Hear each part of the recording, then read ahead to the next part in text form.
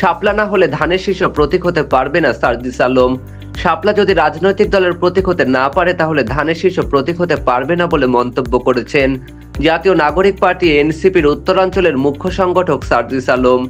বুধবার 9 জুলাই রাতে নিজের ভেরিফাইড ফেসবুক অ্যাকাউন্টে এক পোস্টে এমন মন্তব্য করেন তিনি। নির্বাচন কমিশনের নির্বাচনী প্রতীক হিসেবে শাপলা তালিকাভুক্ত না করার নীতিগত সিদ্ধান্তের পরই এ মন্তব্য করেন এনসিপির উত্তরাঞ্চলের মুখ্য সংগঠক। পোস্টে সার্জিস আলম লেখেন, শাপলা জাতীয় প্রতীক নয়, জাতীয় প্রতীকের একটি অংশ। একইভাবে ধানের শীষ, পাটপাতা এবং তারকাও জাতীয় প্রতীকের অংশ। শাপলা যদি রাজনৈতিক দলের প্রতীক হতে না পারে তাহলে ধানের শীষ প্রতীক হতে পারবে না।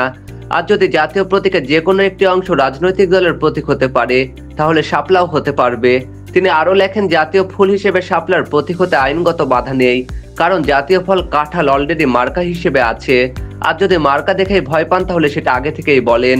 এর আগে বুধবার সন্ধ্যায় নির্বাচনী প্রতীক হিসেবে জাতীয় প্রতীক শাপলাকে নির্বাচন পরিচালনা বিধিমালা তফসিলভুক্ত না করার বিষয়ে নীতিগত সিদ্ধান্ত হয়েছে বলে জানান নির্বাচন কমিশনার আব্দুর রহমান মাসুদ। মোহাম্মদ সামিল খান, রাষ্ট্রবার্তা।